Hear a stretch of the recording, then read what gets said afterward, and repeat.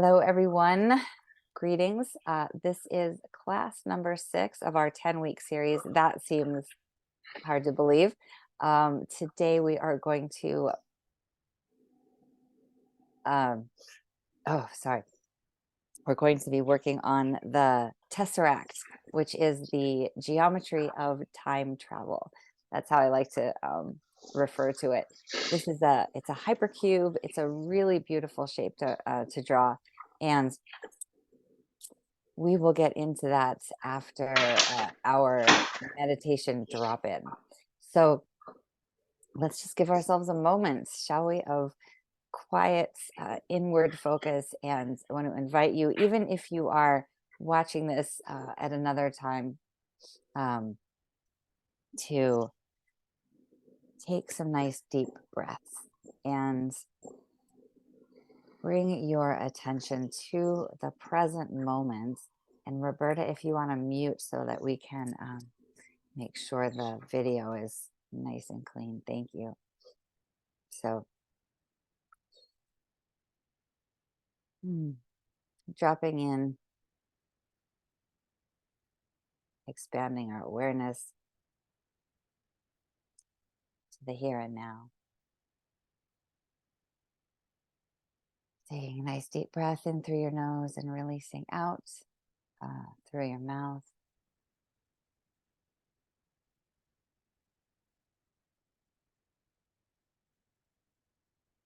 Connecting with yourself in a deeper way. Feeling your body.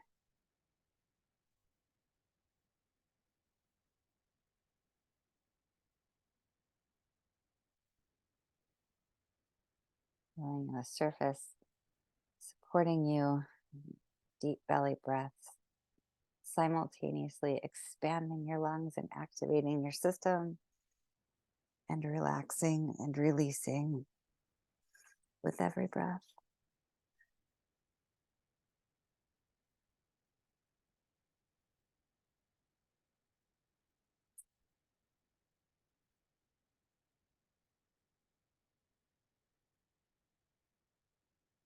Connecting with your emotional body, your mental body, your energy system, your spirits.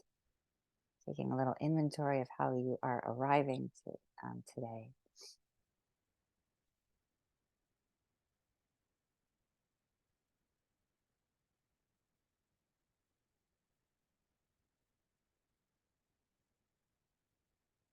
Using that spaciousness to decide how you'd like to be in this moment, in this experience. Choosing what to attend to, choosing what to let go of, breathing that spaciousness into that choice.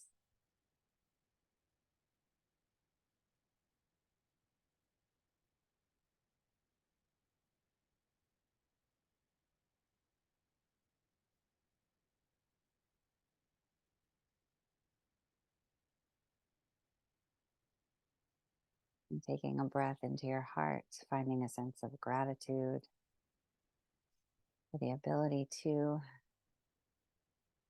transform, expand, and incarnate as a human being on this planet, living this human existence.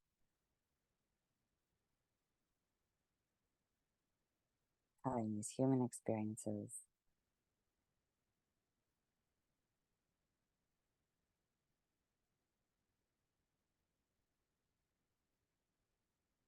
And then as you're ready, come back to the visual space. Get into the Tesseract. My brain is being a little wonky today, so that's fun.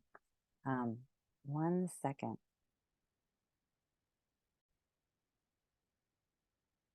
Okay, great. Okay, so you have drawn some beautiful pieces. Let's see what you did. Well, I did want to get to do something. Oh, you got some. Now, it's really interesting when there's only 2 of us. I can't make you bigger, which to highlight so the dodecahedron came out to play. Fabulous. Yes. Yeah. And because your directions for this, I had a hard time in class with this one. Uh-huh. So I tried it again, but because you just had pictures, Uh-huh. because my compass was being a pain in the butt, I Oh, don't think I got it right. so that's the so that's a 7-pointed that's a heptagon. Yeah, You've got a heptagram in there. yeah. Yeah. Hang on a second. Hang on. Um, so this is the decagon. Yes. Yeah. Okay. So the way to make that Work. so well symmetrical if you like it like this, Okay. perfect. The the symmetrical, but wait, hold it up one more time Yeah, because I'm it gonna get is. yours. Every time I look at it, I can't. I concentrate on a different part of it, so then I can't figure out what I'm looking at. Yeah, so on the top, you've got 1, 2, 3, 4. You've got 4 open points, right? You've got Uh-huh. 4 points. One has the 4 lines coming from it, the other are the 2. If you draw outer lines, if you draw the polygon that connects those Okay. 4 points, it'll Yeah. look, but it is lower than it should be. Hang on. Ooh, God uh, bless. ooh, excuse me. It's Uh, it is off center. So yeah, I know. okay. I'll get Um, it one of these times, but I just probably started with a circle too large to begin with. The first time I erased all that, started again. uh-huh.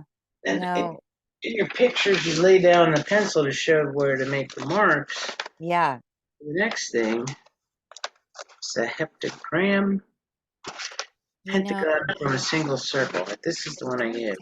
decagon. Okay, hang on a second. Let me Should look at something really quick before you do that. Hang on one okay, because it second. should look like that. Oh wait, hang on, I'm looking at something. Okay. Um, I think maybe the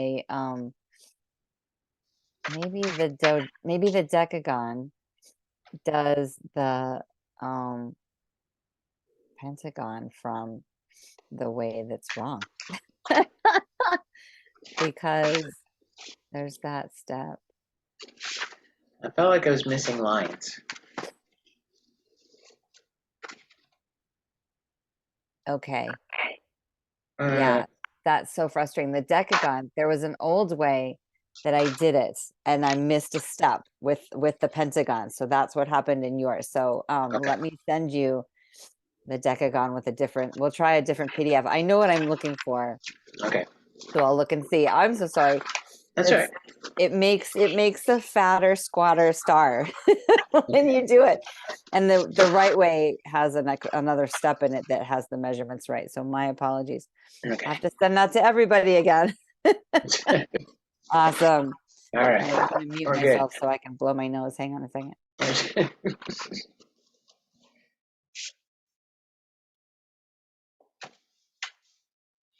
Okay, so what else you got? No, that was it. Oh, it's great. Those are great though. I love that you drew. Fabulous. Well, I had to because I was so out of it last week that Mm. everything I left on the page. I mean, I got the stars, Mm-hmm. but that last one that came out horrible, and I couldn't figure out what was wrong. And I really was. I didn't touch it again for a while Oh because boy. Oh well, I'm sorry to have well, contributed to. it was a crazy week. But on top of that, Yeah. I mean, I told myself I was going to try to draw every day. Anyway, here we are. Yeah. I'll Well, fix look much brighter and that. yeah, I'm I glad took you a got some shower. Does sleep. that help? Yeah. You clean up nice. All right. Wait a minute. Well, so oh boy, that pentagon, that's part of the magic, it gives me such a hard time. I had it with the class, the first class, and all of the ladies in the class, we all got the kind of squat fat one, and I was like, what has happened? And it was very clearly that I skipped a step. Eh, sorry.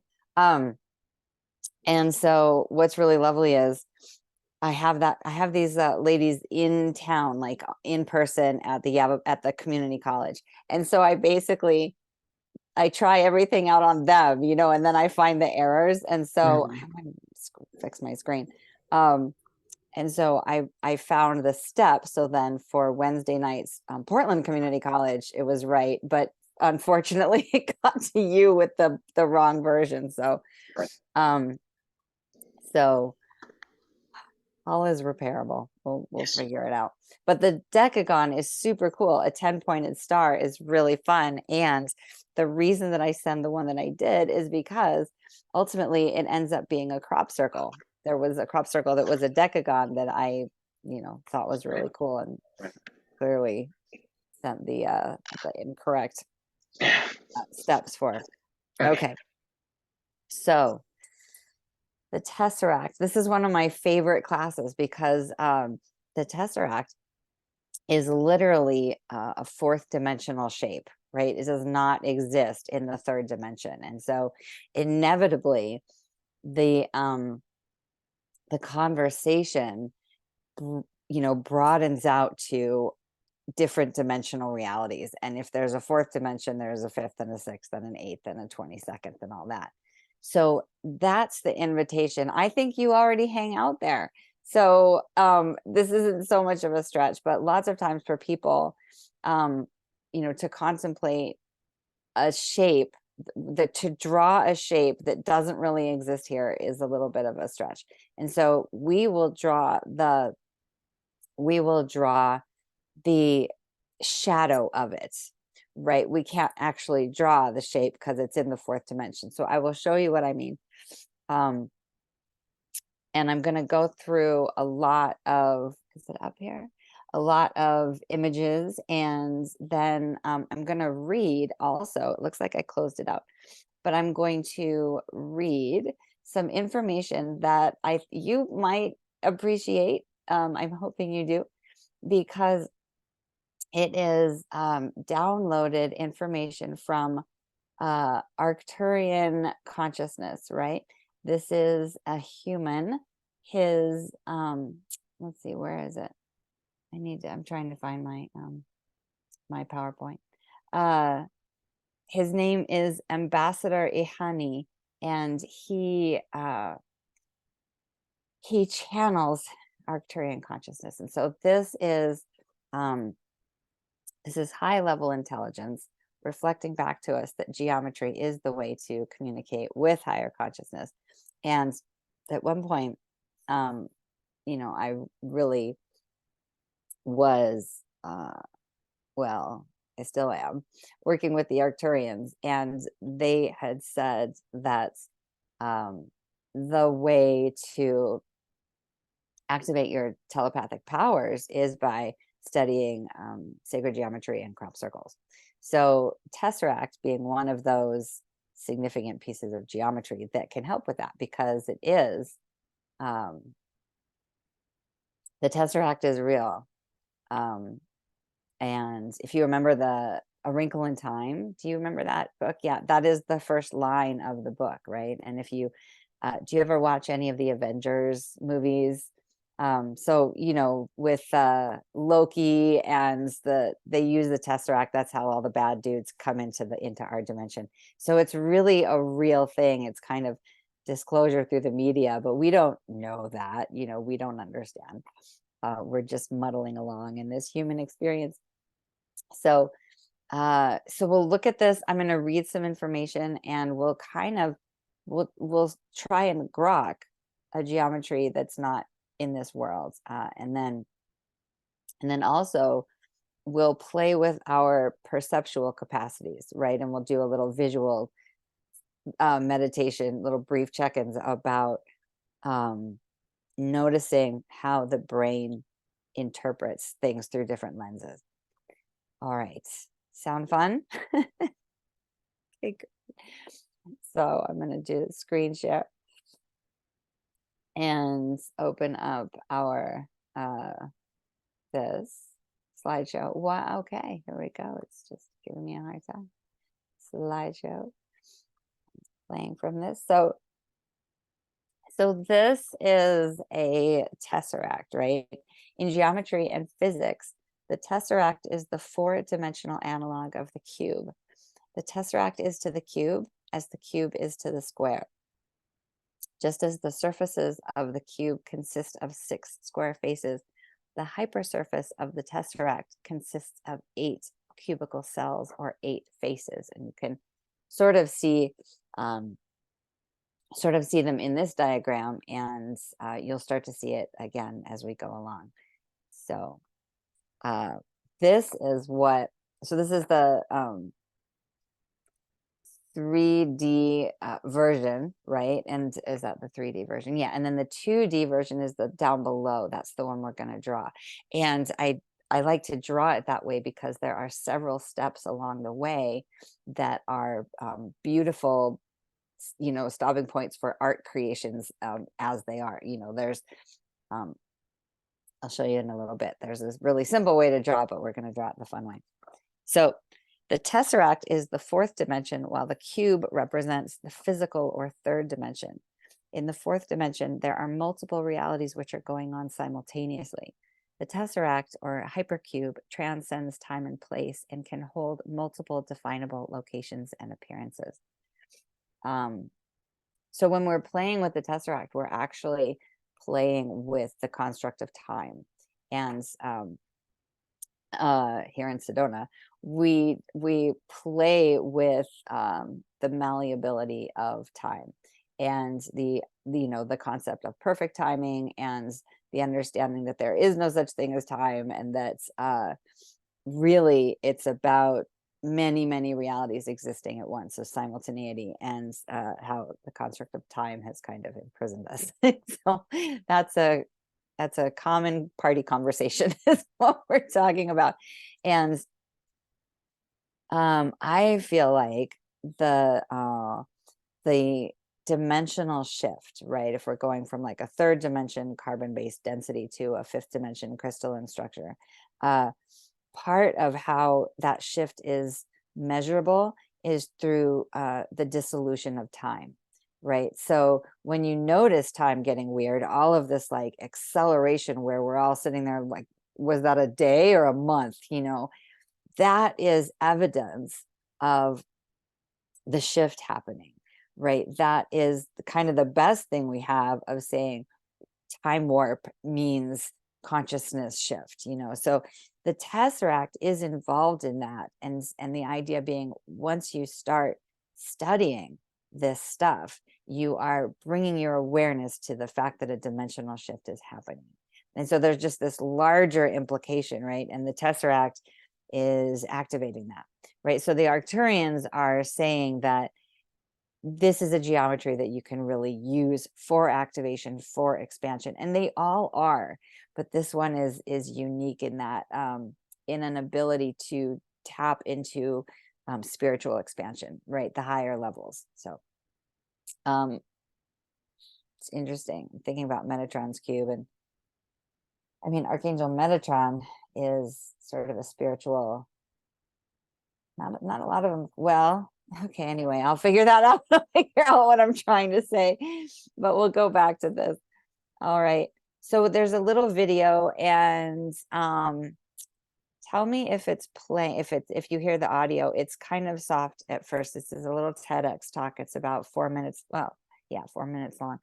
And sometimes my headset being plugged in means that it won't play. So tell me if you can.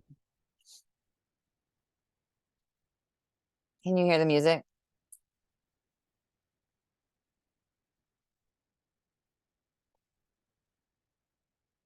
We live in a three-dimensional How about world now? where everything has length, width, and height. But what if our world were two-dimensional? We would be squashed down to occupy a single plane of existence, geometrically speaking, of course. And what would that world look and feel like? This is the premise of Edwin Abbott's 1884 novella, Flatland. Flatland is a fun mathematical thought experiment that follows the trials and tribulations of a square exposed to the 3rd dimension. But what is a dimension anyway? For our purposes, a dimension is a direction, which we can picture as a line. For our direction to be a dimension, it has to be at right angles to all other dimensions. So a one-dimensional space is just a line. A two-dimensional space is defined by two perpendicular lines, which describe a flat plane, like that piece of paper. And a three-dimensional space adds a third perpendicular line, which gives us height and the world we're familiar with. So what about 4 dimensions, and 5, and 11? Where do we put these new perpendicular lines? This is where Flatland can help us. Let's look at our square protagonist's world. Flatland is populated by geometric shapes ranging from isosceles triangles to equilateral triangles to squares, pentagons, hexagons, all the way up to circles. These shapes are all scurrying around a flat world, living their flat lives. They have a single eye on the front of their faces, and let's see what the world looks like from their perspective. What they see is essentially one dimension, the line. But in Abbott's Flatland, closer objects are brighter, and that's how they see depth. So a triangle looks different from a square, looks different from a circle, and so on. Their brains cannot comprehend the third dimension. In fact, they vehemently deny its existence because it's simply not part of their world or experience. But all they need, as it turns out, is a little boost. One day, a sphere shows up in Flatland to visit our square hero. Here's what it looks like when the sphere passes through Flatland from the square's perspective. And this blows his little square mind. Then, the sphere lifts the square into the third dimension, the height direction where no Flatlander has gone before, shows him his world. From up here, the square can see everything. The shapes of buildings, all the precious gems hidden in the earth, and even the insides of his friends, which is probably pretty awkward. Once the hapless square comes to terms with the third dimension, he begs his host to help him visit the fourth and higher dimensions. But the sphere bristles at the mere suggestion of dimensions higher than 3 and exiles the square back to Flatland. Now, the sphere's indignation is understandable. The fourth dimension is very difficult to reconcile with our experience of the world. Short of being lifted into the fourth dimension by a visiting hypercube, we can't experience it. But we can get close. You'll recall that when the sphere first visited the second dimension, he looked like a series of circles that started as a point when he touched Flatland, grew bigger until he was halfway through, and then shrank smaller again. We can think of this visit as a series of 2D cross-sections of a 3D object. Well, we can do the same thing in the third dimension with a 4-dimensional object. Let's say that a hypersphere is the 4D equivalent of a 3D sphere. When the 4D object passes through the third dimension, it'll look something like this. Let's look at one more way of representing a 4-dimensional object. Let's say we have a point, a 0-dimensional shape. Now we extend it out 1 inch, and we have a 1-dimensional line segment. Extend the whole line segment by 1 inch, and we get a 2D square. Take the whole square and extend it out 1 inch, and we get a 3D cube. You can see where we're going with this. Take the whole cube and extend it out 1 inch, this time perpendicular to all 3 existing directions, and we get a 4D hypercube, also called a tesseract. For all we know, there could be 4-dimensional life forms somewhere out there, occasionally poking their heads into our bustling 3D world, wondering what all the fuss is about. In fact, there could be whole other 4-dimensional worlds beyond our detection, hidden from us forever by the nature of our perception. Doesn't that blow your little spherical mind?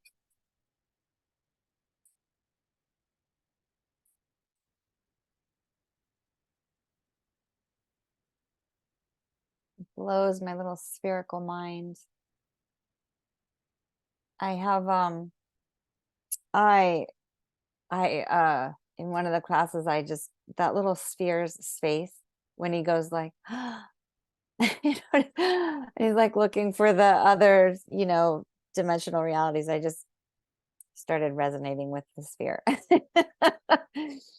So any thoughts about that video? It's so sweet because they're like, well, hidden from us due to the nature of our perceptual reality. Like, okay, yes. I was taking it in. Anytime it's a first time thing for me, it takes a little more analyzing after the fact. So Yeah. I sure wouldn't want to live in that 1-dimensional world though, or the 2-dimensional world. So that was fascinating because you could see where people's perception is so limited, and so focused on just one point of view that they are already living like a flat object. Yeah. Well, and I think that argument could be made for the third dimension as well.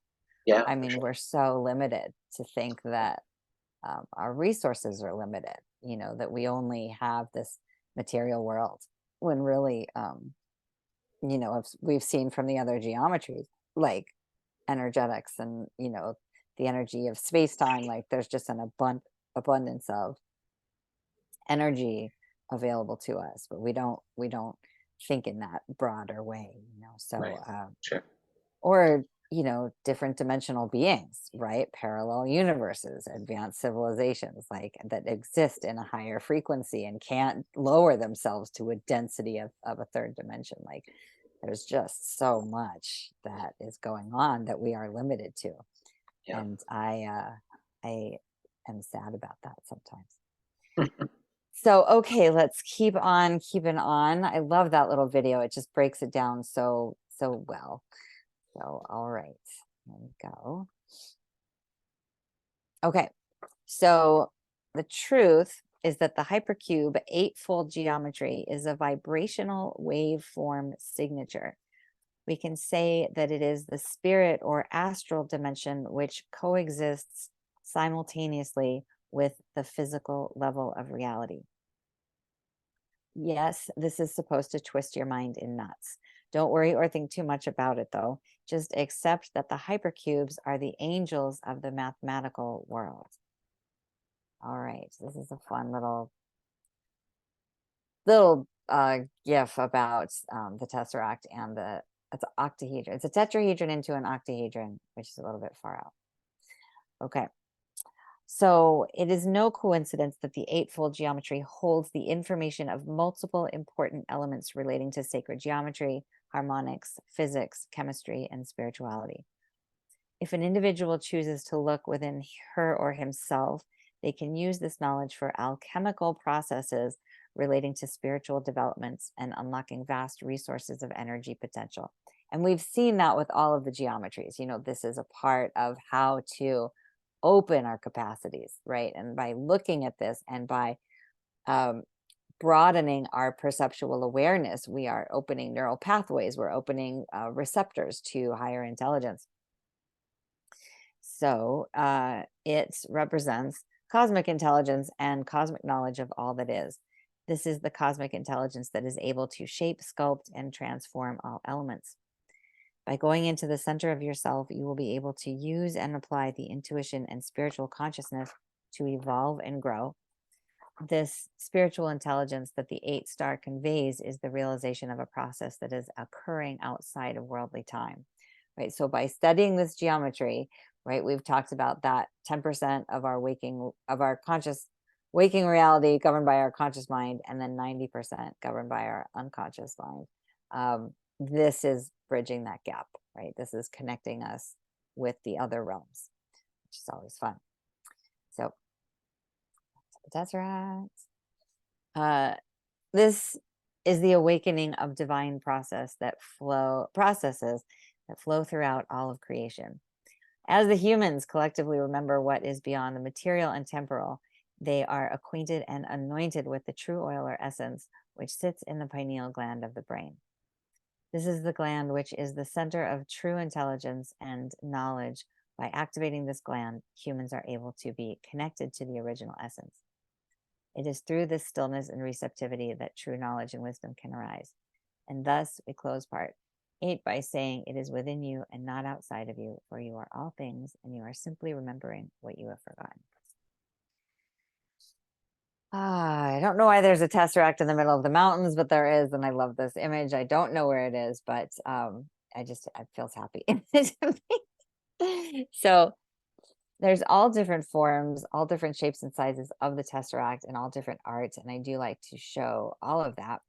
And there are different expressions of the tesseract, right? When it opens and folds, and by folding I mean this, where it's generating movement and motion by folding within the cube, and the outer cube and the inner cube. So this kind of gives us an idea of what's happening, but it's really hard for us to like conceptualize of a fourth dimensional shape. So we're gonna do a little exercise, And this, we're just going to sit for 2 or 3 minutes, and we're going to play with how we visually see a cube, right? So at times you're going to see the front of the cube pointing down at the front, down to the left. And at other times you're going to see the cube pointing up to the right, and the face will point up to the right. So we're going to play with that for a minute, and we'll just take some deep breaths and watch what our brains do, right? Bringing in the witness and bringing some breath to the process of fascinating interpretation. So I just set the timer for 2.5 minutes. We'll do that today. And then we'll talk about what that was like.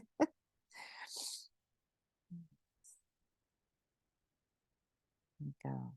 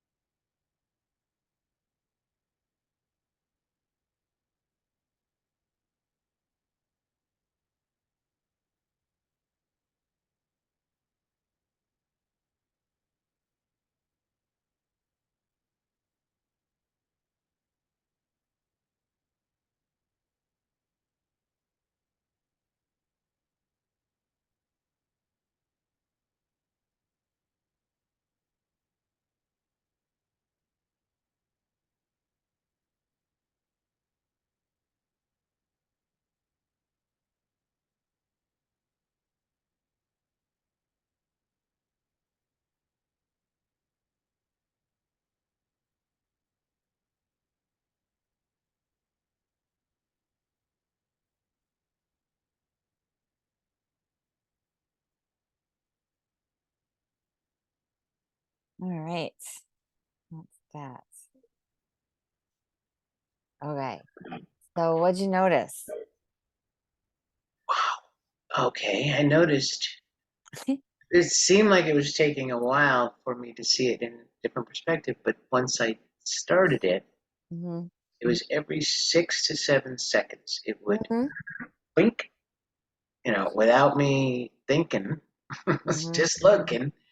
And Yep. then there's almost like this ghost image in the in between, Mm-hmm. like just for millisecond, Mm-hmm. you'd see the remainder of lines, and then they weren't there anymore, kind of feel. Mm-hmm. So I was laughing because then it would switch to 3 seconds, like, yo, no, I'm not ready, and then it would then it would stay on it for a while, and then it would go back to the 7 second cycle.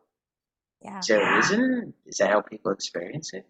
I've never counted. I've never done the time check. Mine, people experience it in all sorts of different ways.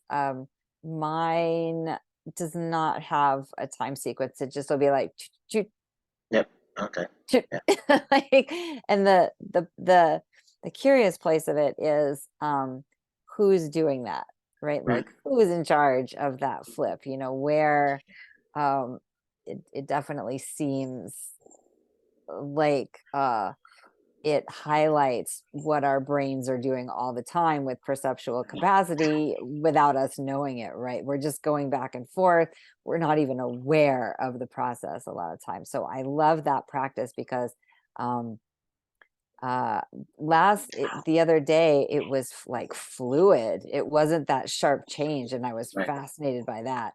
Mm. So it's kind of different every time for me, but most of the time the fascinating piece is that you can't control it. You can't Right. hold on to the darker one or the lighter one. Right.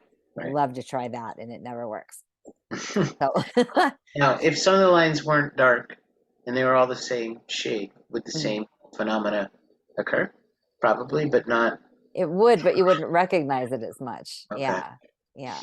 Although it would, but not as obviously. Yeah, but that's a great question. I haven't thought about that. Yeah. Okay.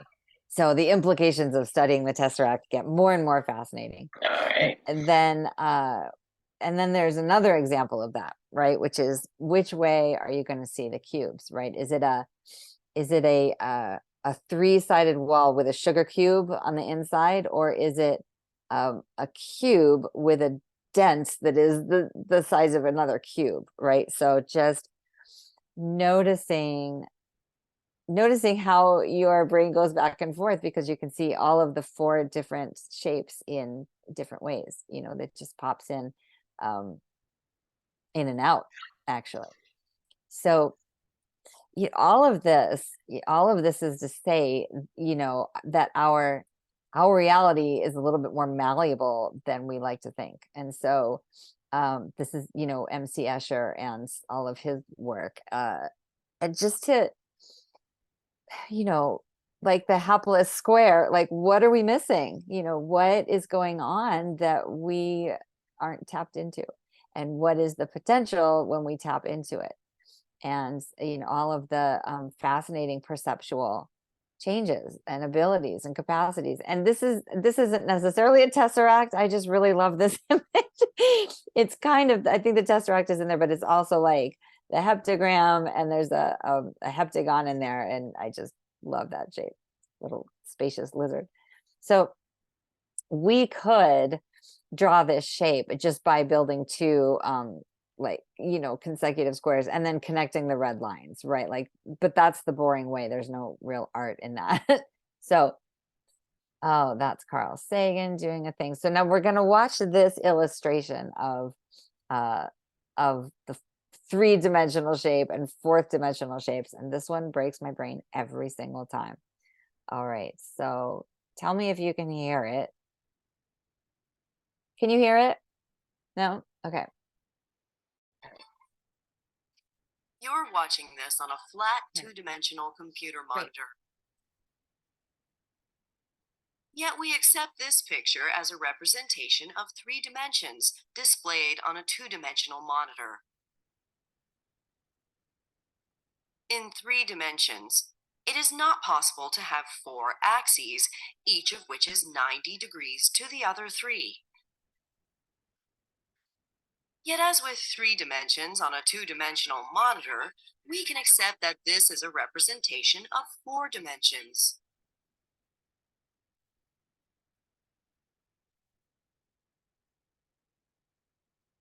Skeptical? You're watching this on a flat two-dimensional computer monitor. Yet we accept this picture as a representation of 3 dimensions displayed on a two-dimensional monitor. In 3 dimensions, it is not possible to have 4 axes, each of which is 90 degrees to the other 3.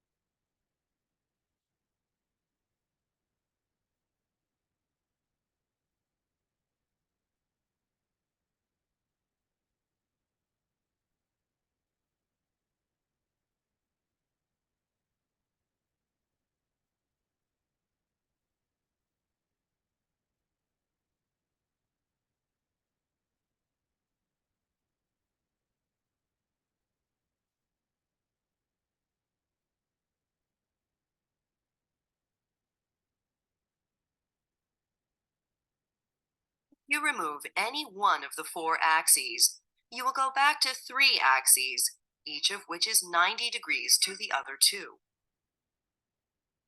If you remove any one of the 4 axes, you will go back to 3 axes, each of which is 90 degrees to the other two. If you remove any one of the 4 axes, you will go back to 3 axes, each of which is 90 degrees to the other two. Therefore, each of the 4 axes is 90 degrees to each of the other 3.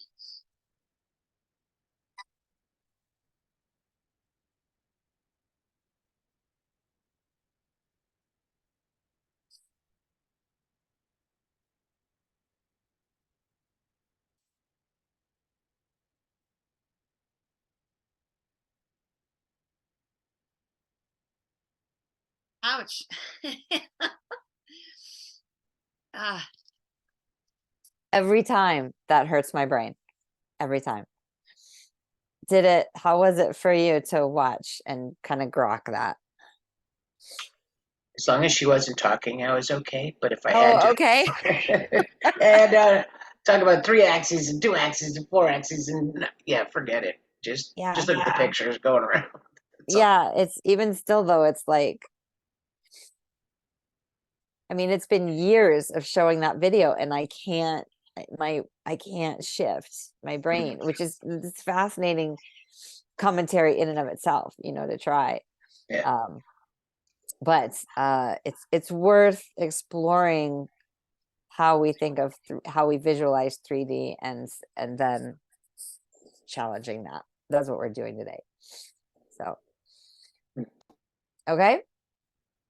All right, where are we? So then I think we've just got some arts that I like to show, because I think that in Islamic and Arabic art, you see more of this use. I mean, you see it in quilting, you see it all over the place.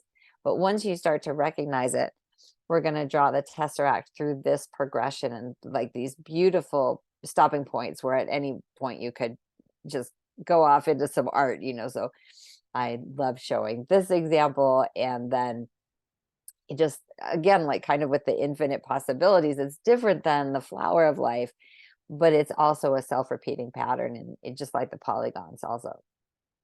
And so just noticing, just bringing your attention to, how it's used, how it shows up in various places that we just take for granted, and this was one of my pieces of art when I was younger. I used to take apart clocks and make some sort of commentary on time. So that's all of that. Thoughts or reflections? I apologize. I'm so sneezy. I think we have allergies going on here in November in the desert. So, Right. Oh, yeah. sorry. What No, happens? my eyes are all itchy from raking the leaves just now.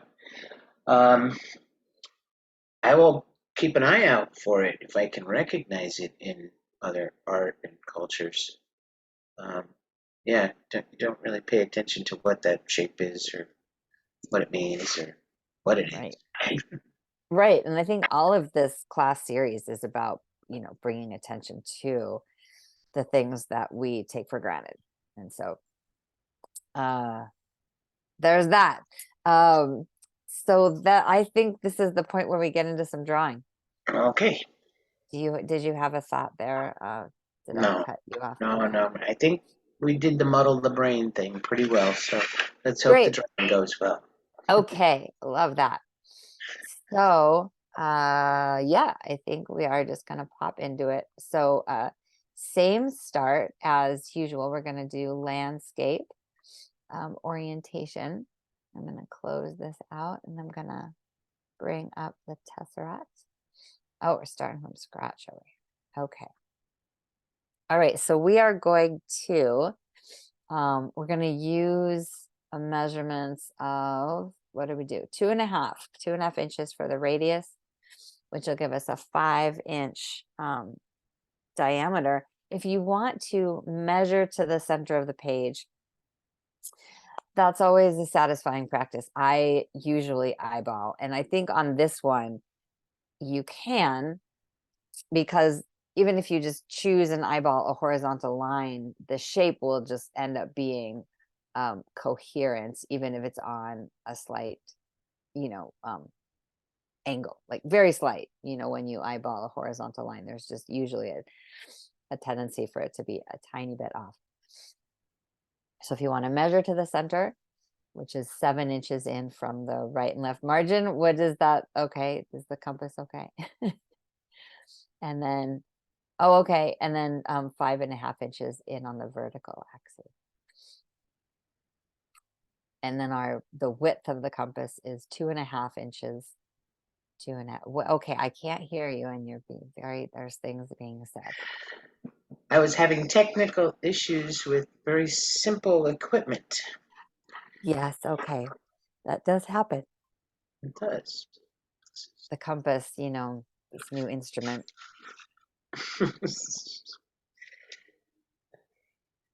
We're going to do, and this is one of the ones I will emotionally prepare us that we're going to erase most of it. So drawing it nice and light is a great approach. And the first circle is, we're going to label that circle A. You can it's got a huge alphabet in this one. So all of the letters, make sure and do them nice and light. So horizontal line. And then on the vertical axis at 5.5 inches in, we're going to put our compass point in the center of the page and draw a horizontal line and first circle A.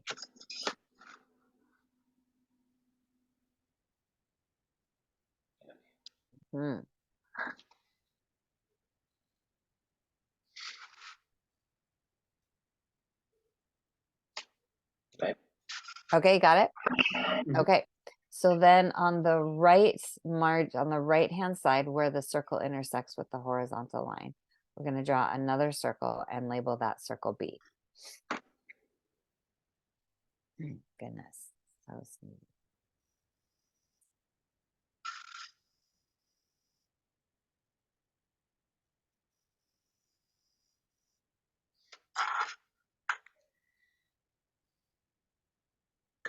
Okay, we're going to do the same thing on the left side. The compass is going to go over there at the intersection of the horizontal line and the circle, and we're going to label that circle C.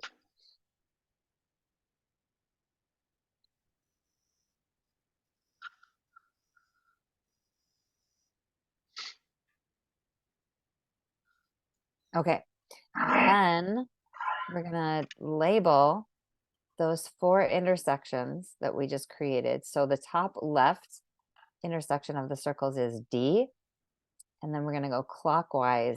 The next intersection is E, and then down below on the right is F, and then the left is G.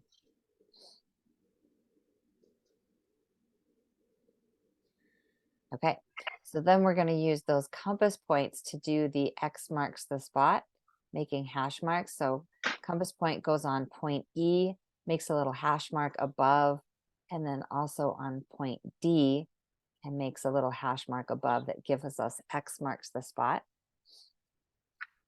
that will give us the vertical line. You can make a big line at first when you're getting this technique down, to find the X. Okay. And then once you've got that, you're going to do the same thing below from F and G, right? And this is going to give us, down here, it'll give us X marks the spot, and we'll give that another letter.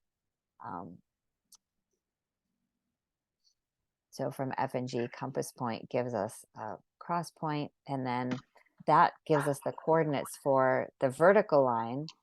And I labeled the top intersection as I and the bottom intersection as H. So you're basically drawing a vertical line through I, and then the center point of A, and then the point of H.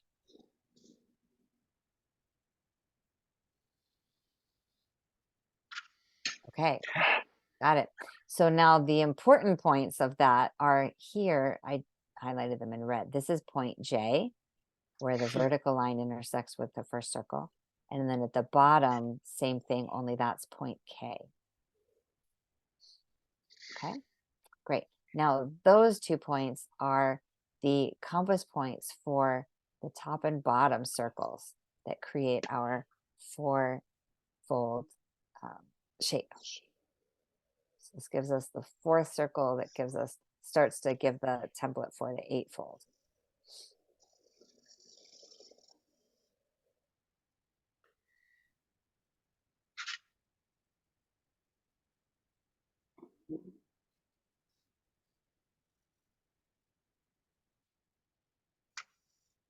Uh-oh. Oh no.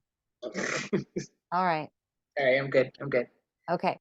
So It we've got is the I instead of J. Okay. okay. Right. So you got it down to J? Yeah. Okay, great. And you've got the one below at K? Yeah. Okay, awesome. Now what are we doing? Now we're going to give some more letters. With those circles, we've created 4 new points, but the divots on the outside circles, right? So you're going to label the top left divot, the end of the petal, as L, and then going clockwise, the top right one will be N, and then N down at the bottom right and O at the bottom left.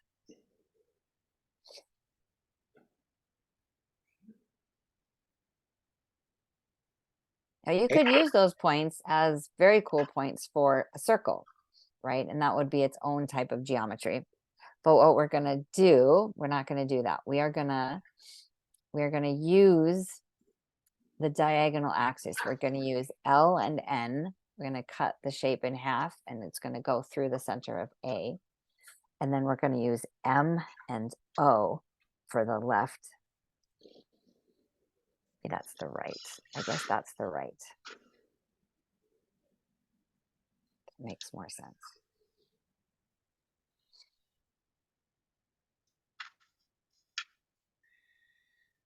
Okay. Yep. All right. Great. Got that. Now, now I believe we're going to open our compass to the width between A and M. And you can see like all of these, like before you draw the circle, that's a really pretty foundation for some arts, you know, this fourfold, you can pause at any point. Oh my gosh, my nose is so itchy and out of control. Oh, God. This is a slightly larger circle. Well, if the compass will make it Oh boy. happy. I think it needs a little WD-40 or something. Well, that would make it slippery a little more. We don't want Yeah. that. Well, at this point, yeah, because it's stuck. Oh, okay. You have a Pencil sticky keeps wiggling too. one. Okay. I can help the pencil. Hang on a second. I have to get a tissue.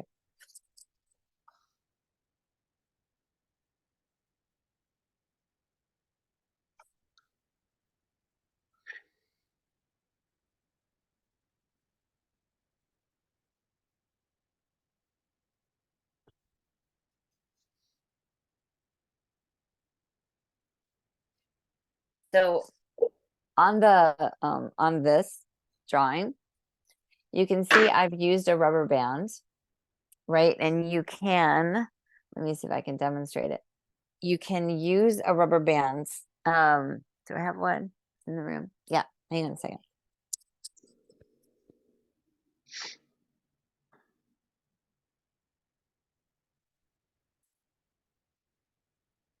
Okay, but I don't have a rubber band with me.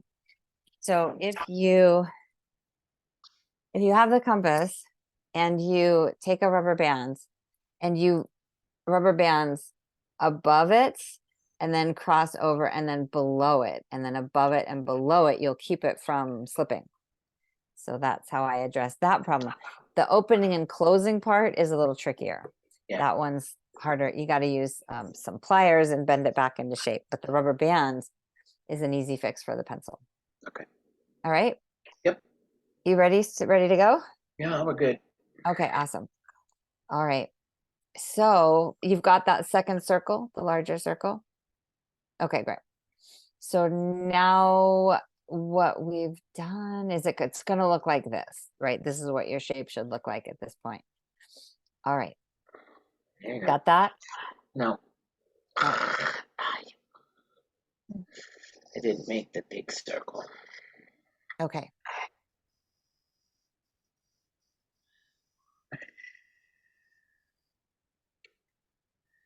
More letters? Nope, nope. In the next step we do, but this is what we've got for now. Yep. Does that look right? Yes. Okay, great. Now we've got more letters. So we're going to use those, the vertical and horizontal line where they intersect with that circle we just did. So yes, more letters. We just needed one step further. So at the top intersection of that new circle and the vertical line is P. The right intersection of that circle and the horizontal line is Q.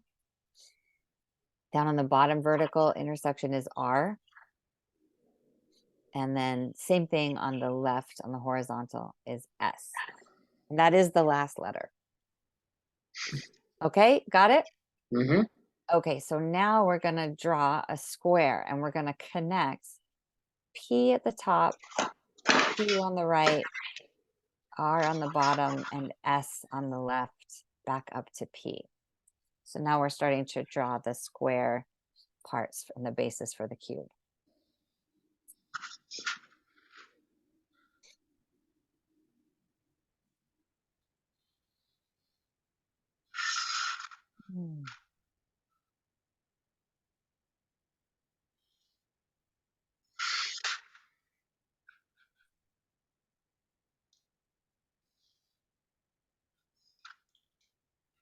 Okay, look good? Mm-hmm. All right, I'm sitting here figuring out the how to sequence the rest of the classes and what we're going to do because we're going so fast, you know, that we, other than what a regular class would do.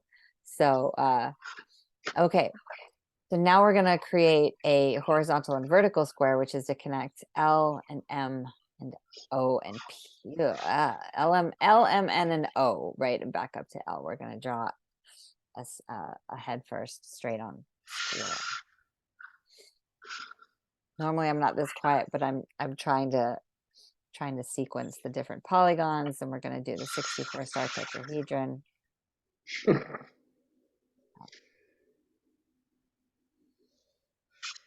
Okay. Square inside a square and square. Square inside a square. Yep, we got it. Yep. Okay. I believe this is the erasing step. Okay. Yeah. So we're going to erase everything except this shape. So the two squares that we made, but everything else, and we don't even want to darken in these squares because a little bit of these are going to get erased. So these two squares, everything else, slightly hard. Get rid of the letters too. Yes, get rid of the letters too. Everything, everything except the two squares. And I at the Monday class with they're just the best ladies. They are so much fun. And I swear to God, they took like 10 minutes erasing. They were just so into the process of, I don't know, it doesn't usually, it takes a while to erase, but they just seem to be going at a particularly spiritual slow pace. And they were just like observing the transcendental nature of erasing, and it was, you know, Funny. there's all different ways to get into the Tesseract. There's one woman who is very similar to you in that she sees them, you know, in front of her, and she's just a little blown away by the end of the class, but she has to drive home. But she's just so enjoying the expansion that's coming from the shapes. And she's like, I was bored before this class. She's like, this has just opened up whole worlds, which is so wonderful. Definitely. Yeah, that's the idea. Well, I think we'll bring in the template ceremonies because yeah, because normally with more people we take up a little bit more time with shares and with different paces, and so it's it will be more information, which is fun. Good. There are benefits to being the only one. There are lots of benefits.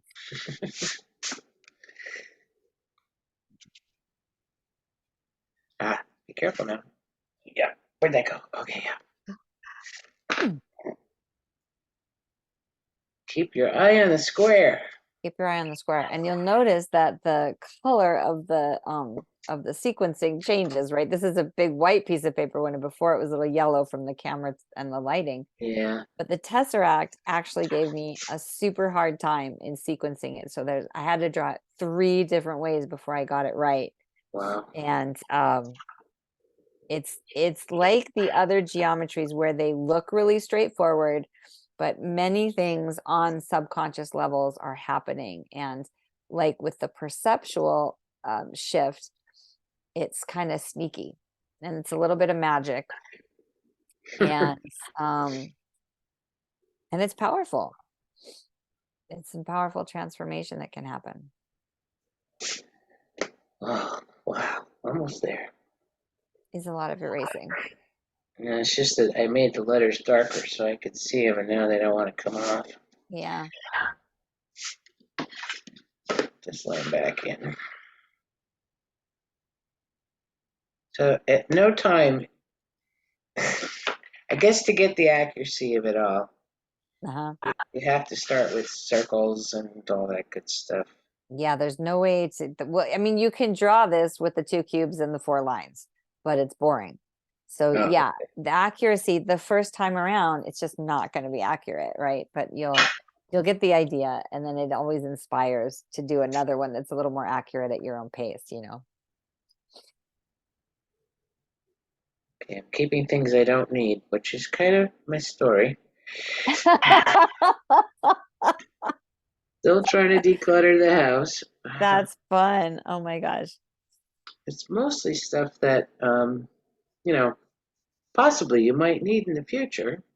Mm-hmm. It's never just junk. It's usually craft supplies and Mm-hmm. woodworking Oh supplies. yeah, craft supplies. Yeah, maybe someday could use that on a project. Oh, craft supplies are Exactly. Yeah. wicked to accumulate. I just started doing multimedia painting. Oh, So, and I've never done art per se. I had an uncle who was a very good artist and a teacher and all this other stuff. And I think he definitely messed me up in the beginning of my childhood because he would come to the house, and if there was a coloring book in the house, we were in deep doo-doo because we were not supposed to color in the lines. Okay. okay. Yeah. So I think that happened one time, and um, it had an effect on me from the point of view that I never felt like I was an artist. I was a musician, I was a writer, I was this, I was that, but art, yeah, no. But the strangest thing is I will create ornaments from wood and draw like perfect representations of my sister's cat. You know, just Yeah. looks like the cat hanging on the tree. Which my cats hang on the tree without being an ornament, but Yeah. so I can do miniature stuff. Mm-hmm. I can't do a landscape on a a large canvas, so I'm doing abstract art and I'm using other media to enhance it. So it's a new thing for me. I've been doing it as part of actually started around the same time I signed up for your course because I wanted transformational type things for myself. So needed to broaden my horizons one more time. Oh, that's brilliant. And you know, there's so much reparative practice in doing things that we were shut down in Right. before, you know, Right. and opening up those pathways that, you know, like, yeah. So Yeah. I think I was so afraid to much. draw. I was really afraid to draw. And I never thought I was very good at it. So surprise yourself sometimes. Surprise yourself. Yeah. And sometimes I'm or some way I'm sure the geometry is playing into that multimedia somehow in terms of spatial Yeah, alignment. my first large piece is a circular figure with a square inside, and then there's going to be another additional piece in there. So I will share it when I'm done. I look forward to seeing that. Okay. It's so complimentary. I had a friend who's just an incredible mosaic artist. She's been doing it for 30 years, right? And she took the class and she didn't have symmetry. She had symmetry through flow, but there was no geometric structure. And she took the class, and like all of a sudden all of her mosaics just had all the seed of life as the foundation, you know, because it just works in harmony with whatever you're doing. So it's another reason to love it. All right, so we've got this now, and more letters really lightly. We're gonna just label the points. We're gonna label the divots in between the cubes. And they're going to get erased too. So much erasing.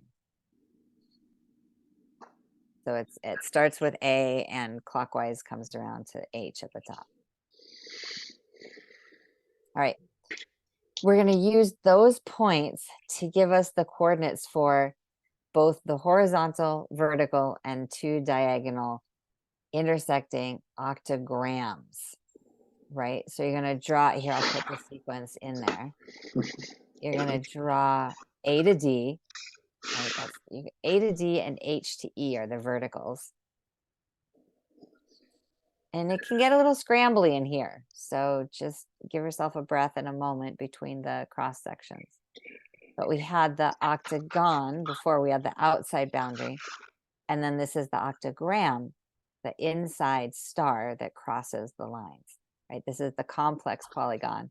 The outer one is the simple polygon. Not that we really need to know that, but it's just, there's just nothing important about that.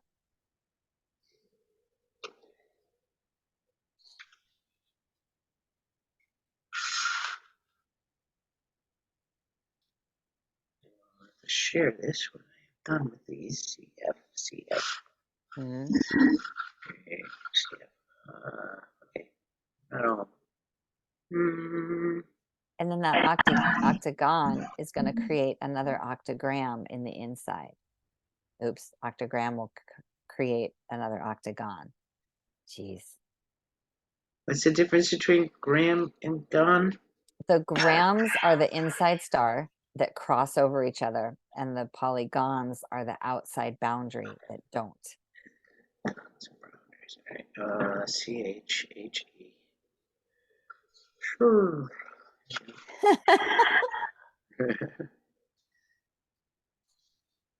At one point early on when I was doing this, I couldn't see the diagonals. There was always like the last diagonal I would get caught up on. Couldn't find it. I think I have. Okay, great. So now, we've got the outer boundary, which is the polygon. It's a little complex in here because we do have bisecting lines, but that's okay. And then we just created the polygram, right? We did the octogram, which is the inside star. And then that gave us another octagon on the inside, right? And so one more time, we're going to connect the points, just like on the outer,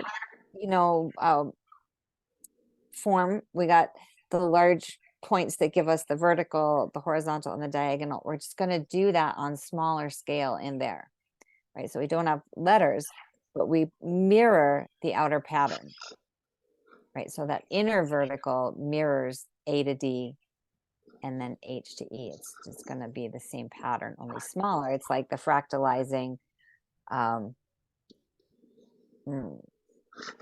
perfect on solids, right? And so you were drawing the folding piece, right? The movement of it goes into this inner star and out to the outer star. What am I missing? Oh, yeah. And the likelihood of this being perfectly proportioned is very low.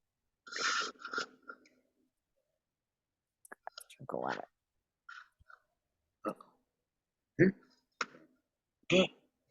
There. No. Shoot.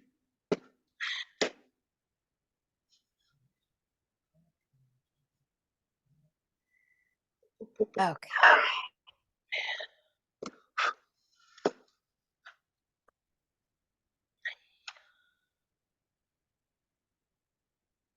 So dry at 5,000 feet.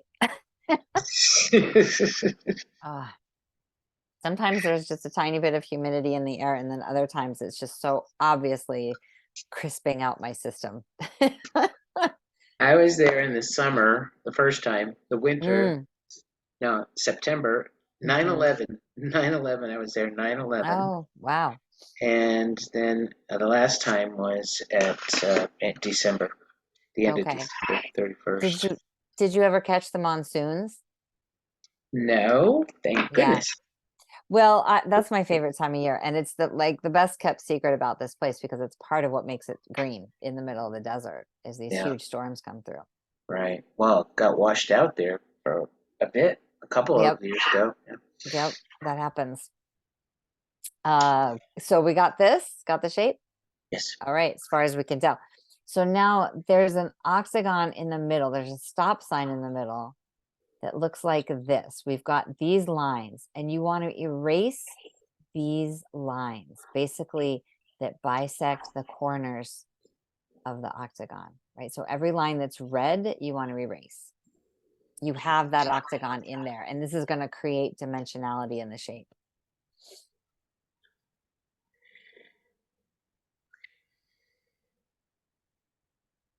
Did we look at cymatics last week? No, but I know all about them. Okay. I don't think we did. Okay. They've shown up briefly every now and again. Yeah. In your first couple presentations. I did a presentation on cymatics, but not No, last but week. it was an example of. Oh, Oh, geez, hang on. oh, geez. All right. Don't mean to distract you. How come I'm not seeing that one? It might be a little off in the proportions.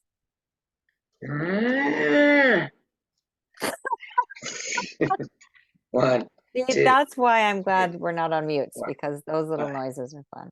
6, 7, maybe 8. Better check with the teacher. Okay, yeah, what do you got? Got a mess. Okay. 1, 2, 3, 4, 5, 6, 7. Yeah, on your bottom left, you need a diagonal on your bottom left inner star. It's by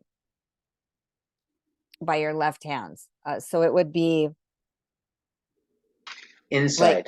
yeah, on the inside, it would be like 2 o'clock down to 7 o'clock. Do you see it?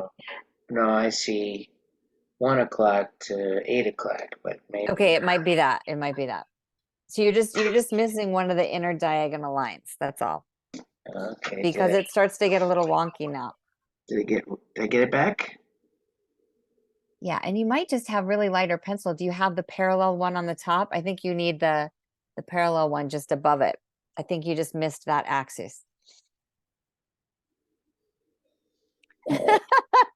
Not from that line I just drew. Do you have another line that's parallel above it? I couldn't see. You might, but it might be light.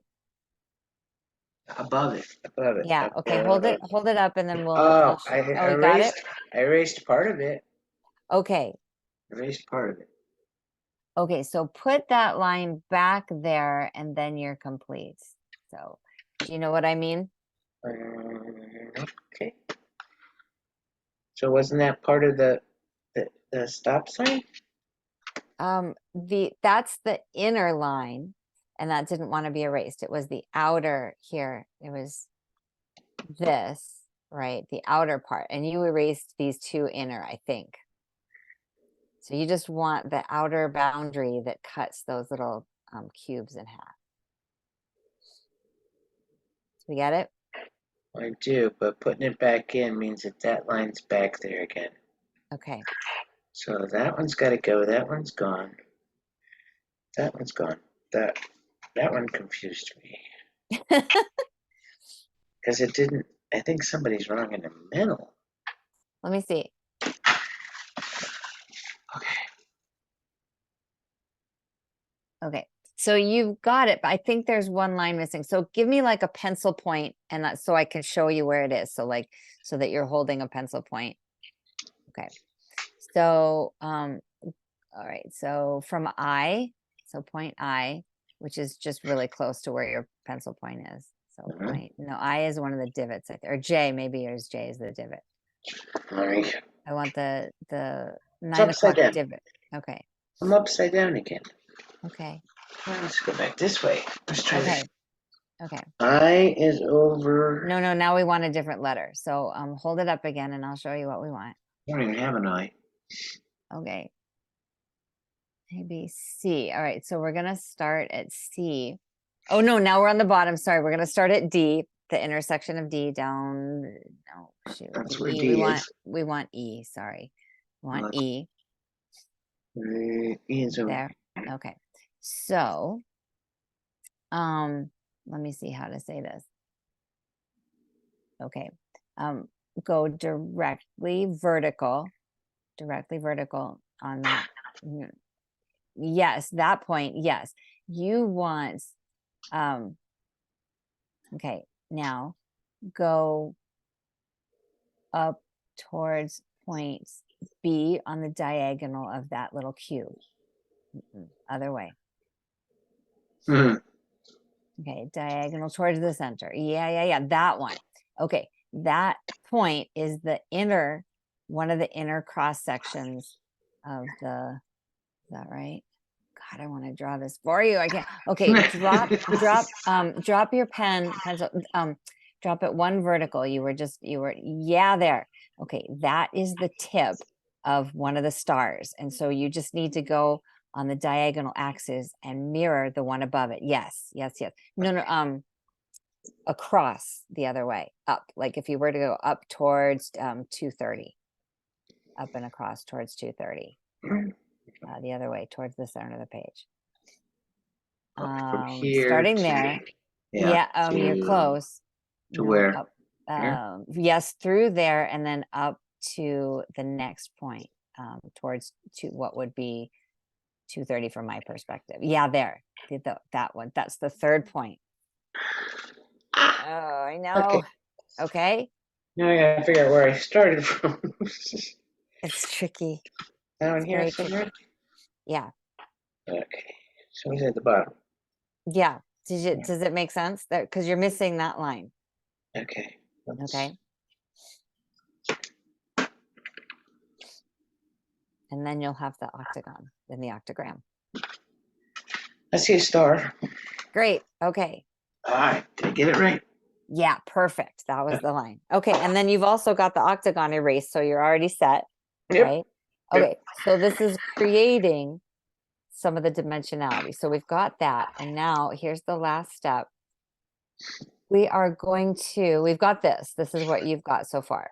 Yeah. Really? There's a diamond there. Okay. That's what I have so far. Okay. So now we're going to erase the outer points. That's all the outer points of the cube. And it's going to look like this. Okay, go back to the first one again. All of those outer points. So top left bottom. There's 8. Yep.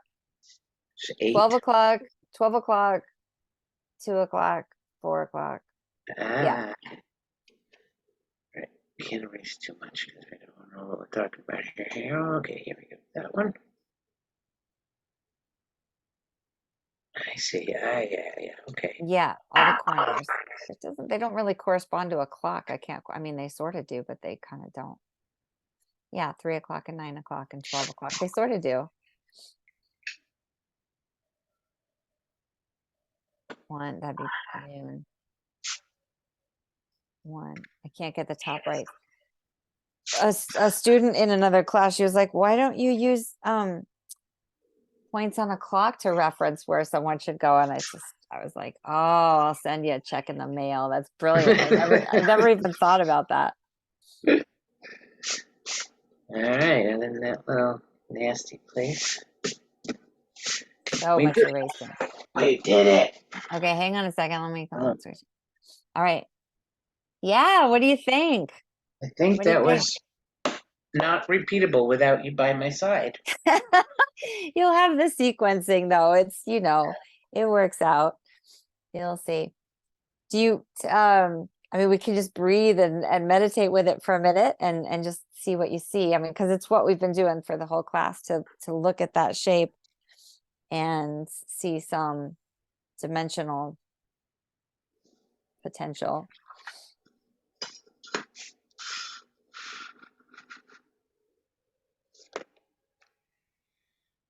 So any thoughts or reflections or insights or? Let my higher self take over. That darken these two spots. It's gonna change everything. Mm-hmm. Yep. Okay. Oh my gosh. I can't handle my nose. Hang on, I'm gonna mute myself. I And know, I hate it when mine does that too. yeah. Snifferoos. Excuse me. Gonna need a while to sit with it, but I see a lot going on. It's gonna do the same thing the cube did if I Mm-hmm. stare at it long enough. So Right, because it's an eight-sided cube, essentially. And we don't right, have that. Our cube is 6 sides. So to have it be an 8-sided cube is just, it's a brain breaker. yeah, yeah. I'm gonna darken everything. I'm gonna stare at it for a long time, and I'm gonna see if I can change time. That sounds great. That sounds great. Yeah. Not by turning my clock back an hour, though. Oh God, it's just so ridiculous. Yeah. I thought they were going to do away with it this year, but they didn't end up doing that. So yeah. Oh well. Okay. So we've got the Tesseract, and then I want to do a little overview of cymatics. I get that you know it, but we'll do, a lot of people in the class might know, might not. And then I think because we've got a little bit of extra time and the cymatics, I think we might look at the video, right? Because there's a video on cymatics, but the video I never get to is that uh, cymatics is the study of sound in form, right? So frequency in form. And that's cool enough in and of itself. But the part that's next level is that they are using cymatics. And I'm going to try to explain it, but the video will do it. And I barely can do it. They're using a device called a cymoscope, which is based in cymatics. And what it does is it's interpreting the language of dolphins to understand that dolphins speak holographically through sound. Wow. Right? So they're putting images in the water. The dolphin echolocates off it. The cymoscope interprets the frequency of the pitch and then can recreate the image, which is what the dolphin originally saw. Wow. So we'll watch that. I don't usually get to do that. So let me get to my cymatics. And all right, I got to open these. Hang on a second. Tesseract. And then we want cymatics. Where is that one? Classes. So we want PowerPoints. Oh, it's over here. Okay. Okay, cymatics. Here's this one. And then we will do, and I know you can't see my screen yet. Cymatics, the dolphins. Very fun. Okay. So basically, the whole idea with looking at cymatics is, with the geometries, we are learning how the subtleties of the shapes influence us, right? Symbolism, archetype, all the 90% of our subconscious mind. And then, bringing attention to that influence, right? So same with frequency, right? Frequency is just all around us, influencing us all the time, 5G, radio waves, everything. And it's so subtle and it throws off our electromagnetics, right? Subtle, subtle, subtle. All of a sudden we're all sick, then going back out into nature regulates our frequencies and brings us back into harmony. So cymatics is, the study of frequency, so vibration into frequency into geometry. And what we can do is measure what frequency looks like through different forms, right? Through different mediums, water, and you've probably seen these before. And I'm going to show you a little video. And this, I think it's about 4 minutes. I'm going to wait for a second. I'm going to show you this first. So, oh, geez, I didn't even go into this slideshow. So all of the different tones, all of the different notes have a a frequency. They have a geometry. You play the vibration cycles per second of a tone, and it vibrates at a certain geometry. So this is the way of seeing the geometry of sound. And that is just so cool. It's making the invisible visible, right? And this is kind of fun. They said that, you know, all of our, in our planetary system, in our solar system, all of the planets have different frequencies, right? And so you can make different geometries through those frequencies. That's a whole complex thing of how different planets have different tones, but it does seem to be true.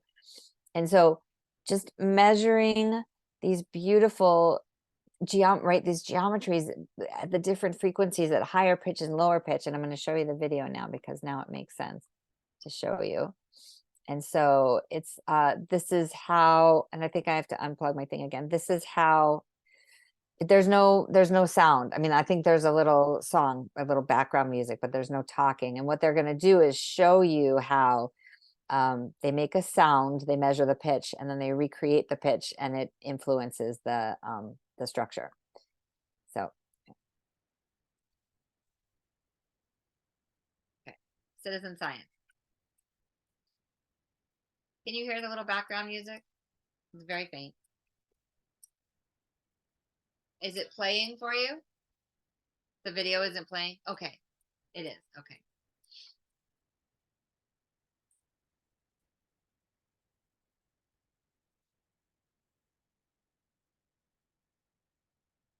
You can hear the tones and everything?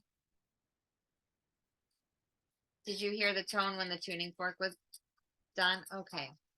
Sometimes this happens with this one. I don't, let me just go back to, I don't know why this happens with this.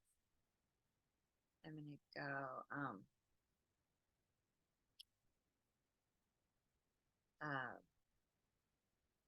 audio settings, and then it's,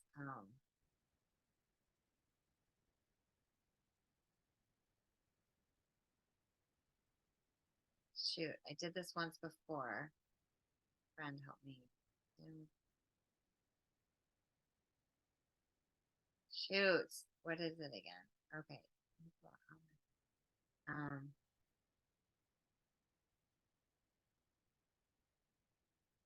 Oh gosh, which one is it? Maybe if I put maybe if it's this and this goes in. Let's try this. Who knows? Okay, go back. Okay. Can you hear the background music now?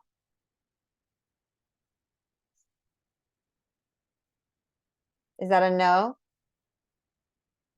Did you hear the tone? No. Okay. Let's see. Because you need to hear the tones for this. Tell me if you hear it at all. You're not hearing it. Okay. So maybe we don't have to watch it, but so I went to audio settings.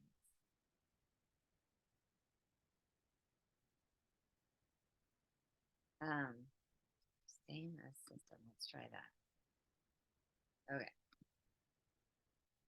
I'm going to play it. Tell me if you can hear the tones. Nope. This is fun. Okay, let me try one more thing. Pause. Okay, so I couldn't pull off the video. What I'm going to do is send a link. So, you know, some sort of way of seeing it. Oh God, hopefully the dolphin one will work. But the hapless square, we got that video, so I can't quite figure it out.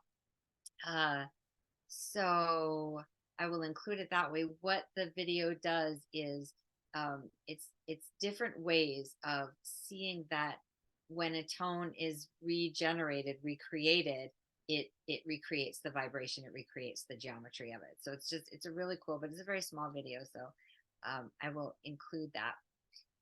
Let's see. Okay, one other thing. Let's see. Back to this one. So on the left is a coherent geometry, which is what you get when you measure the frequency of 432, which is a very harmonic frequency. It's the harmonic, I believe it's the frequency of our bodies, right? So it's this resonance. And until the 1940s, some say this is a conspiracy, right? But I am pretty sure there's documented evidence for it to support it.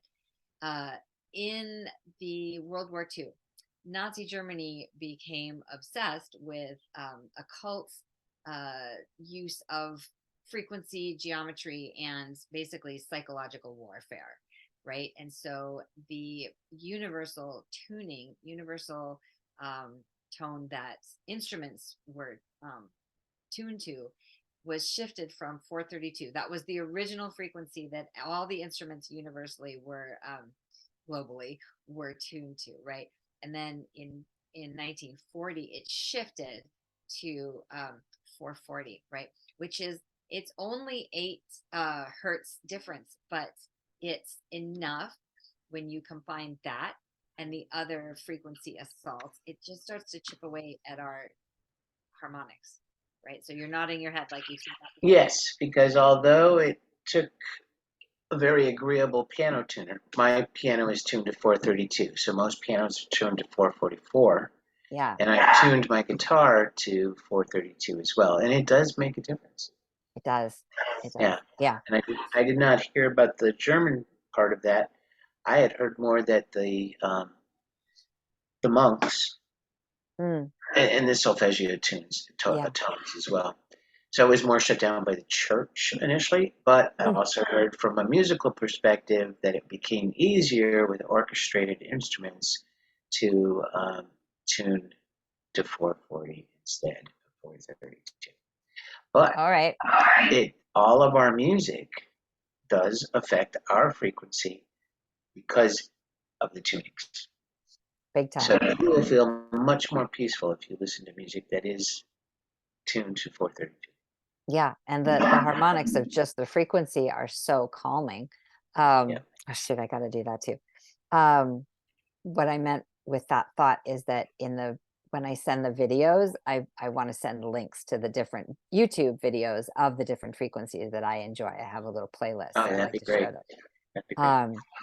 And then, so yes, easier for orchestra. However, next week we're going to look at nines and the power of 9. And we're going to look at how harmonics and music and using 432 and 528 and all the different frequencies, they adhere to what is called a factor 9 grid, which demonstrates that all of the frequencies that are in natural harmony, they all are multiples of 9. And so that to me speaks volumes. So we'll see the 432 and the mathematics of that, and then we'll see 440 and how nothing lines up. So to me, that's more evidence that 440 is a designed, effort to disturb our frequencies. Subtle, so subtle. So because we have a minute, we will watch John, I can't remember his last name, but we'll see it. He's at a cymatics conference, right? And this is the very end of the conference, so he rushes it, but he's going to show how we're figuring out how brilliant dolphins are, right? Like we are just starting to get the idea. So God, if the audio doesn't work on this, I'll share the video as well, but I'm so annoyed right now about that. All right, so we're going to hop out of the slideshow and then let's see what we can do. John Stewart reads, so we're going to blitz to the end of it. Let's see if we can hear it though. All right, water conference. It's really mild. Can you hear him? No. So the holographic properties of Okay, water. great. Before I begin, I'd just like to files these literally wave files into your cymoscope. This is the big thing that happened and has the ability to actually change the objects with the same height, a ball and so on. Other different simulator, and you can have them that way. You can study them at your leisure if you wish to. Emerging from this experimental result I have to find this are one. literally models or analogs of the input frequencies. Okay. Now, the last part of There the you go. talk concerns dolphin holographic echolocation of various objects. We're collaborating with a wonderful guy in Florida called Jack Kasowitz, who works with dolphins on a daily basis. Jack had this idea, I think it was 2011 originally when we first did this work, to task a dolphin to use its echolocation beam on a number of submerged objects. So he had 8 objects in the water. There was the flower pot that you see here. There was a plastic cross. There was a plastic duck, a square, a cube, a ball, and so on, other different objects. He then tasked the dolphin to echolocate on each, and then he had a hydrophone to pick up the reflected signal from those objects. He recorded very high-end audio. I mean, you're talking 150 kilohertz audio equipment, which is really high-end. Recorded it, and then he played back the sounds, those same sounds, to the dolphin, and tasked the dolphin to pick out which object relates to which sound.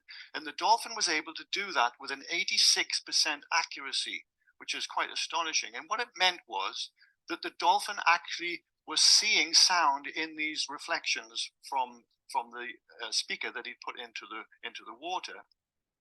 Then he had the brilliant idea of taking these objects and his sound equipment and going to a different dolphin facility 2 hours away by car, put the objects in the water, speaker in the water, played the sounds to this new dolphin, and the new dolphin was able to also identify the objects with the same high accuracy or similar high accuracy. Again, kind of proving the point that the dolphin is literally seeing these sound images somehow. Anyway, so then what he did was he knew about my work. He came on the phone to me one day and he said, I wonder what would happen if we put these sound files, these literally wave files, into your cymoscope, John. I said, I haven't got a clue, Jack, but let's try it. So he sent me these files on email, and the first one that we did was literally the flower pot.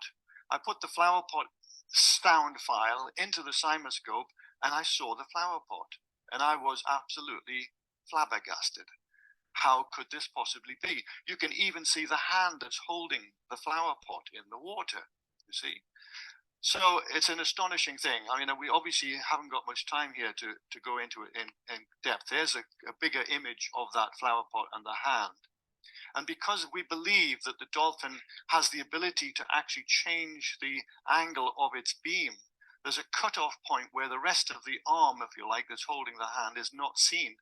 So anyway, that we did that work in 2011 and a lot of other objects besides. I don't think we're going to have time to go into. We haven't got time to go into these. No, okay, we'll just rattle through this. And I was going to show you the difference between imaging an object with light and imaging it with sound. Go this way. There was the cube, the dolphin. There's a cube. You can see the cube image very clearly. I mean, it is astonishing. You're going to ask me, I'm sure, well, what's the mechanism behind that? And we have got some theories, but we haven't got it fully worked out yet. But we think we have some of the answers.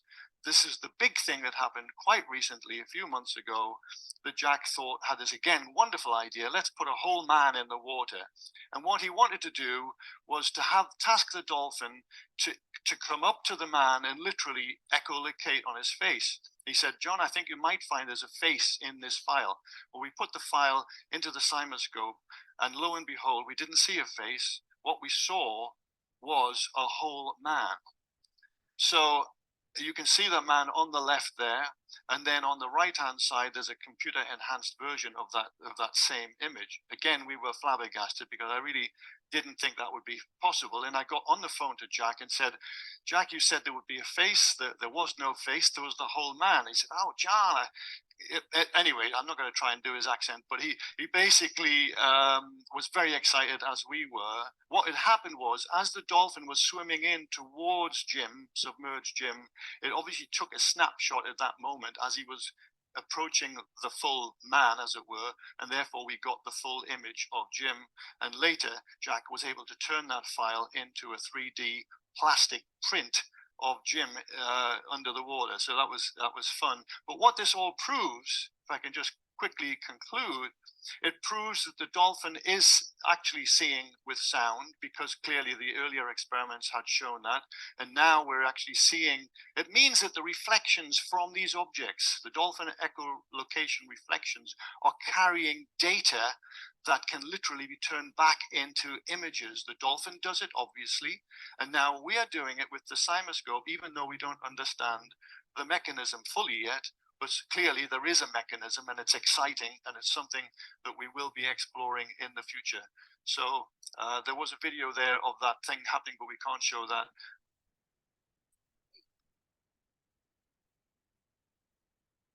So it's fascinatingly advanced on one level and also completely primitive.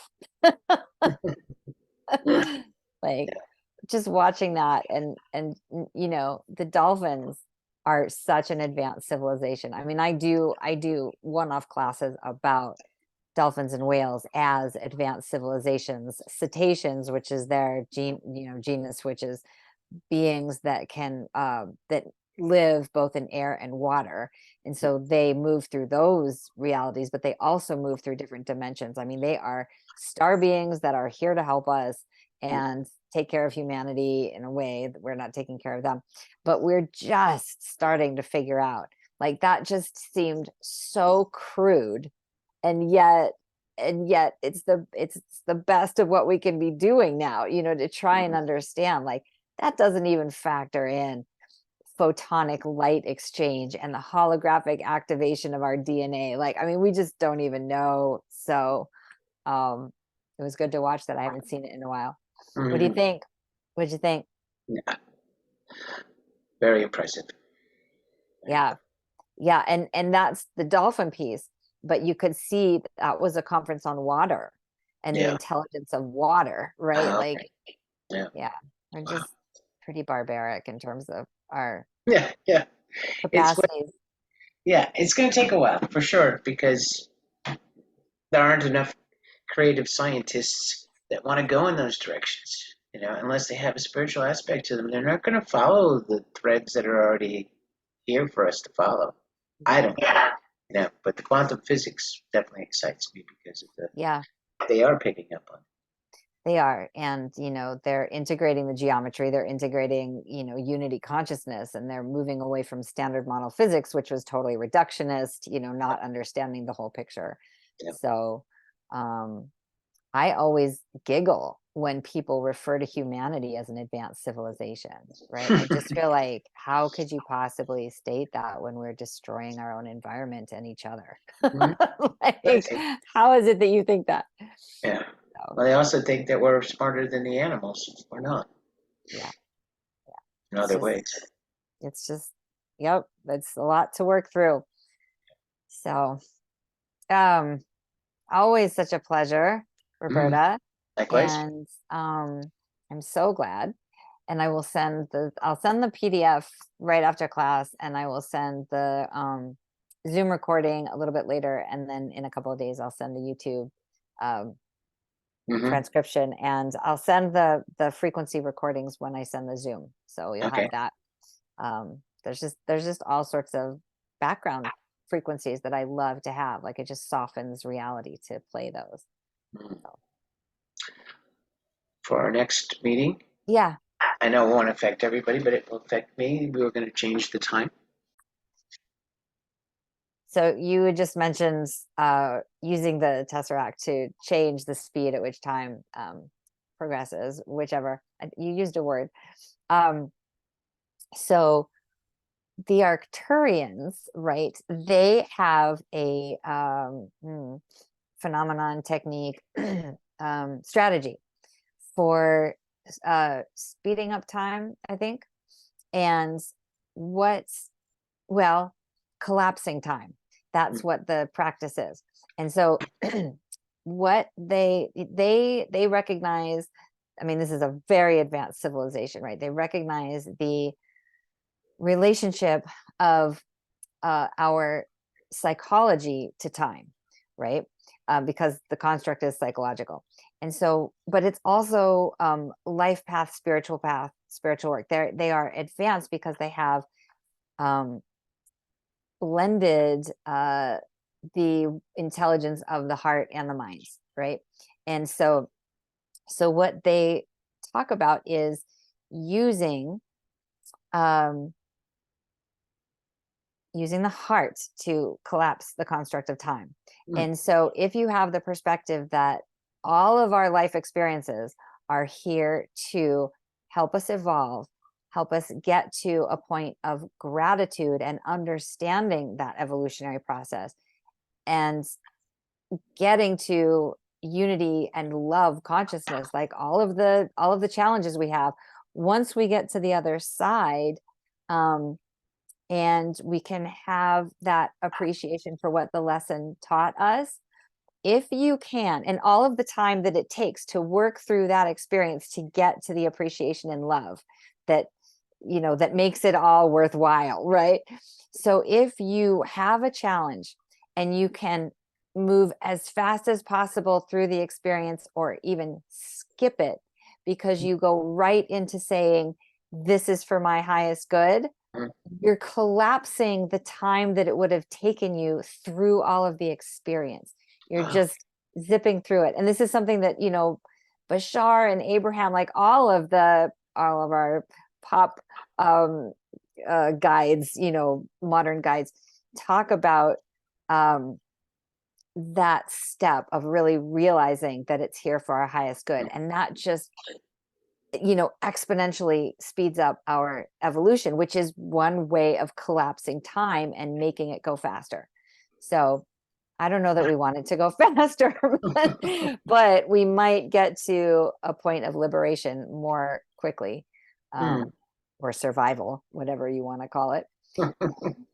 But I love that weaving of like collapsing this construct by you know, ascension, if you will, that's part of it.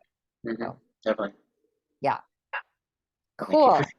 Cool. Yeah, we'll end on that note, and we will see you next week. Okay. All right. All Thank right. you. Take care. Take care. Bye-bye. Bye-bye.